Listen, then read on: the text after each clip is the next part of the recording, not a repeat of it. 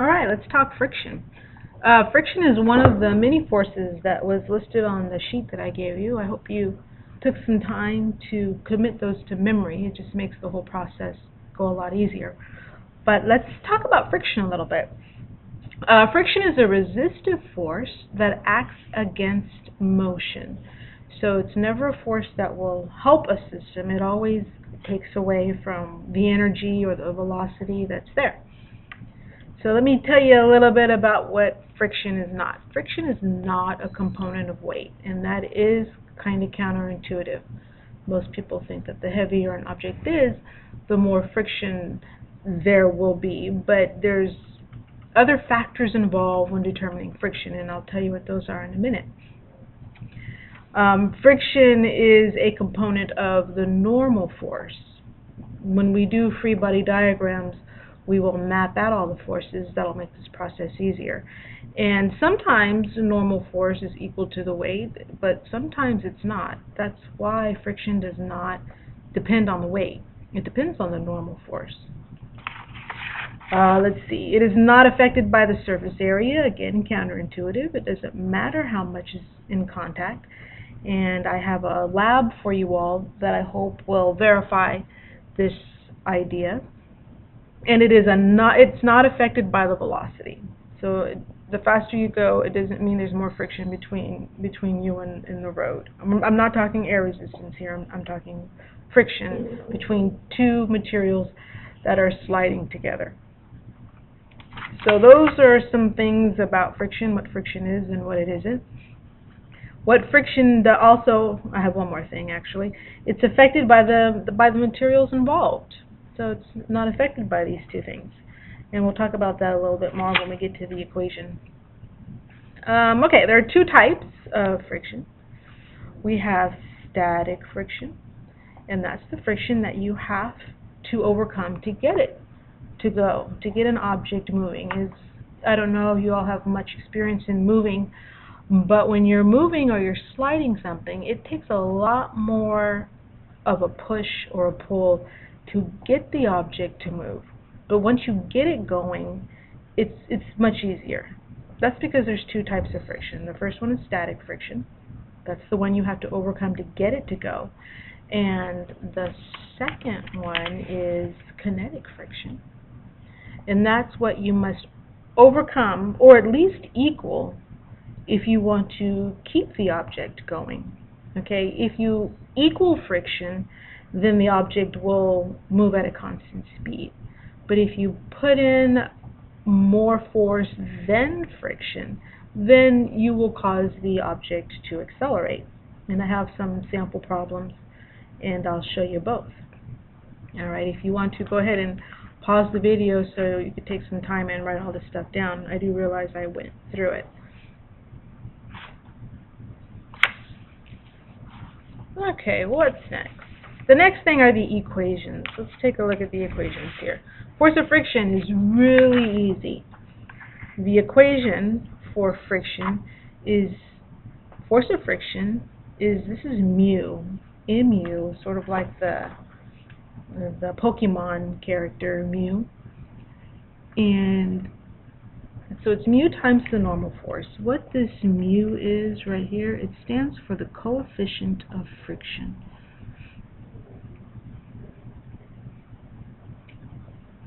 Coefficient of friction. And it is different. It's different depending on the materials involved. Okay, the higher this coefficient of friction, the more friction you have in the system. So let's say the coefficient between rubber and the road is around 1. That's a lot of friction. Normally, most of the time, friction is less than 1. So if you have a coefficient of friction that is 0, that means there is no friction in the system. It completely slides. There's no resistance at all from friction. If the coefficient of friction, this value here, is really large, that means there's a lot of friction in the system, and you're going to have to apply more force to get the object going. There is no unit for mu because it's really a ratio. It's a ratio of the force of friction to the normal force. And since the unit for friction is a Newton and the unit for normal force is a Newton, they cancel out. So this is actually just a number. It doesn't have a unit to it. And again, the closer it is to 0, the less friction that's in the system. Let's see, the larger the value, the more friction is, and it's between the two materials. I mentioned that before. Alright, so when we talk about friction, we actually have two equations because there's two types of friction. You have static and you have kinetic.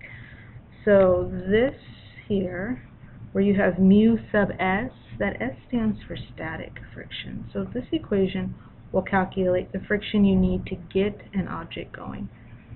So this is for static friction, which means this mu of k is for kinetic friction. And again, this is what you have to put in, equal, or overcome to keep it going. And mu of s, the coefficient of static friction, is always greater than mu of k, because you always have to put in more friction to get the object to go than you do to keep the object moving. So mu of s is always greater than mu of k. I know this would probably be a good time to pause the video, because now I'm going to do some sample problems. I put a link on the calendar if you want to print it out and work sample problems along with me. That would probably be the best, because you learn more when you work alongside, when you actually go through the motions. Okay, so let's take a look at some of these sample problems here. Again, this is physics. This is not math, so you're going to have to apply some knowledge. It's not just plug and chug. And when I do any kind of Newton's law problem, any problem that involves forces, the first thing I always do is a free body diagram. That way I can get a visual of what's happening. Here, let me zoom in here a little bit. There we go. I can get a visual of what's happening. So I'll always start these questions out, and when we discuss things in class, with a free body diagram. And as a matter of fact, that'll probably be one of the components on the test, is to do the free body diagram. So I have a boy, he exerts 36 newtons of a horizontal force, and he pulls a 52 newton sled across the cement at a constant speed. I'm already getting some clues here. I got constant speed. That's a big clue. The coefficient of kinetic friction, we are already in motion, is what I'm looking for. So I'm going to do a free body diagram, because it looks like there's not a lot of information here, but there actually is. So, free body diagram. It looks like I have gravity, and then since the sled isn't floating into the air or sinking into the ground, I have to have a normal force, something that is balancing gravity. He is pulling it, and I have friction, F of F, to the left, and I have my force applied to the right. There's a lot of things that I know that are equal. First of all, I know that the force that I pull with is equal to the force of friction, because I'm moving at a constant speed. And I know that the force of gravity has to equal normal force, because my block isn't floating in the air and it's not sinking into the ground, so those forces have to be equal. So these are all the things I know. I know that my force that I pull with is equal to the force of friction, and it looks like he pulls 36 newtons. Okay, and I know that gravity, how much it weighs, is equal to the normal force, so I can say F of G, which also equals F of N, they're the same, is 52 newtons, and it wants to know the coefficient of kinetic friction. Well, mu of K is equal to F of F over F of N. I just took the equation, I rearranged it for mu of K. We plug in our numbers, 36 divided by 52, and I get a mu of 0.6 692. And again, there's no unit. It's just a number. So the math looks easy. The issue is going to come from the physics. You have to understand what's going on in the problem, do a free body diagram, and then apply the physics, because the equation is just a 3-variable equation. But if you don't understand what's going on, it can be very confusing. So let's take a look at the second one. I have Brian. He was walking through the cafeteria. Somebody spills milk, and he slips, and he falls onto the floor. So I'm going to do a free body diagram. I have his weight, gravity acting on him. The floor is supplying some normal force. And again, I know these two are equal because Brian's not sinking into the ground and he's not rising in the air. And I have some friction out to the side.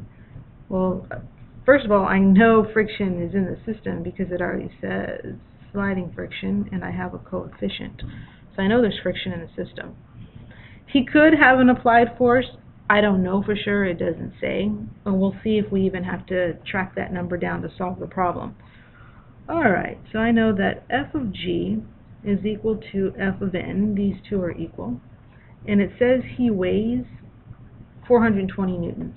So this number down is 420. That's his weight. If this is 420 down, that's 420 up because they're equal. So that's 420 newtons. And then I know a coefficient of friction, which is 0.04, and it wants to know what is the friction between him and the floor. Well, force of friction is equal to mu times the normal force, which is 0.04 times normal force, which is the same as his weight, 420. When I multiply all that together, the force of friction is really small, 16.8 newtons. Again, equation is very simple. It's the physics that you have to keep an eye on. This one is the same as the rest. I'm going to skip it because it looks like I'm down to 2.5 minutes, and I want to get to this one right here, the crate. So let's move to the crate. And it's actually going to take a lot, so I'm going to put some paper here on the bottom so I can extend the problem out when I explain it. So I have a crate. It's moving across the floor with an applied force of 325 newtons. So here's my crate. Oops. It's going across the floor at 325.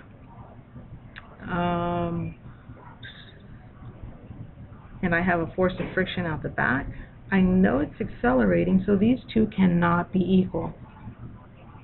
I have force of gravity, and I have a normal force. So those are the things I have. Now I'm going to put an F here. I put the number. I should have put F. Sorry about that. Alright, so let's track down what the acceleration is. I'm going to go to another sheet of paper because it's actually a lot of explaining. So Newton's second law says the sum of the forces is equal to ma. Well, if I look at the forces that are involved in moving this box, it's really just friction and the force I pull with. These two cancel each other out. So these are the two I'm concerned about. So I can say the force of my pull minus force of friction equals ma. Well, now we got to go down and try and track down force of friction. Alright, so the force of friction is mu times the normal force. I'm going to write that out to the side. Force of friction is mu times F of n. So I'm going to substitute this in for that. And I'm going to say F of F, or force applied, minus mu times F of n is equal to ma. Okay? And the last thing I'm going to do is say A is equal to F minus mu F of n over m. I just divided everything by m, and I got A by itself. So here's an interesting thing here. I'm going to work this through. We already know some of the numbers. I know the force that I pull with, which is 325, minus And it says the coefficient of friction between the block and the floor is 0.25. I'm going to draw that, write that in there, 0.25. And normal force, which is the same as the weight, is 960 newtons. So I know this is 960. And all of that is divided by the mass of the crate. Well, it looks like the mass of the crate isn't in the problem, but actually it is. The mass of the crate, so we know that equation, that force of gravity is mg. So if I take the force of gravity and divide it by g, I get the mass. So if I take 960 and divide it by gravity, I get the mass. And that number